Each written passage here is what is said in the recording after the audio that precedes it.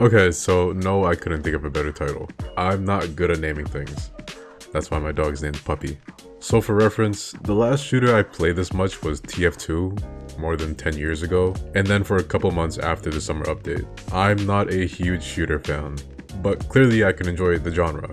So I started thinking about what makes Strinova so different to the point where I'm enjoying and willing to play it as much as I am over the other shooters I could be playing.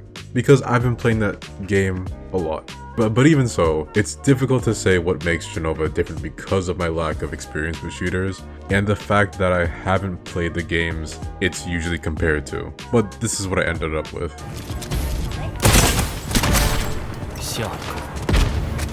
The gameplay, to me, is satisfying and every character plays differently. At least the characters that I actually play. I don't play every character. But even after 500 hours, I'm still not tired of flanking with Bimo and chaining dashes together. It's like this domino effect or a chain reaction.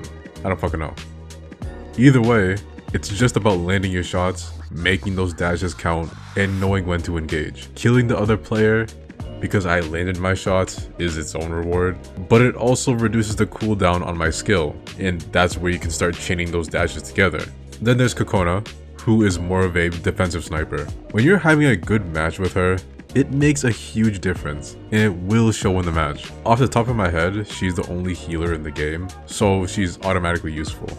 And while a single charge shot doesn't do as much damage as the other sniper's charge shot, that doesn't matter when you're landing headshots. She's also the cutest character, really important. Fuchsia is the definition of a snowball character, and she's fighting with Michelle for the second cutest character, also really important. Her ult is a boost to firing rate, reload speed, and ADS, I think. And when she gets a kill during this buff, the timer either resets or stacks, so she just keeps going. Michelle is really good at locking down certain areas with her turrets and is a great character for people new to the game and for people who can't aim like me.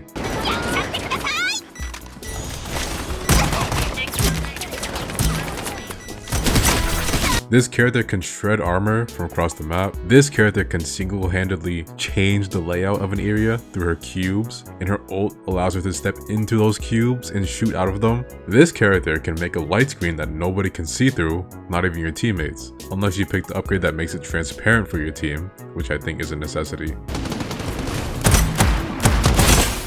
This girl is the other sniper and obligatory idol character. She's actually a really good recon with the highest single shot damage in the game, so her body shots can potentially one-shot, especially early in the match. So yeah, there are many different characters that play very differently, and that's not even every character.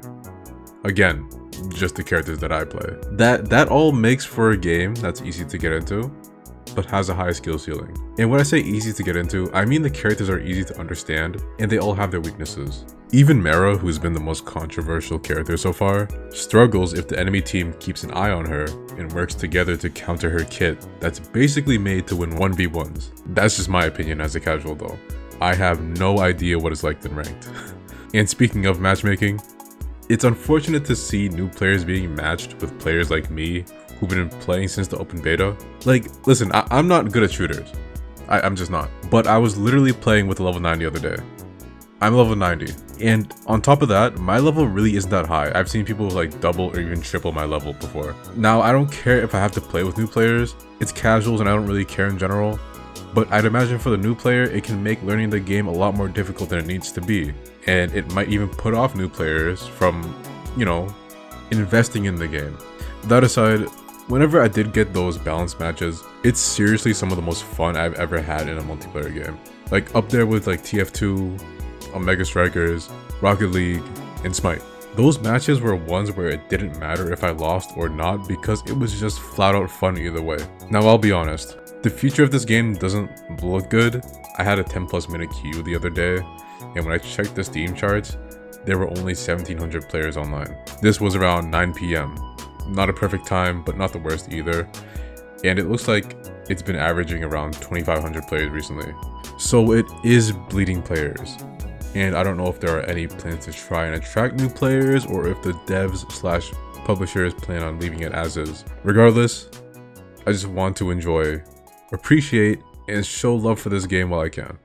That's what this video is for. I'm not one of those dickheads that lurk around the Steam forums constantly posting about quote-unquote dead game. But the fact of the matter is, the game is losing players. All I can do is hope for the best, and if Overwatch 2 is still around, maybe Strinova has a much better chance than I realized. It's a fun, rewarding, cute, and unique game, and while I'm not as obsessed with it recently as I was even just a month ago, I can't remember the last time I put 600 plus hours into a game within the span of 6 months.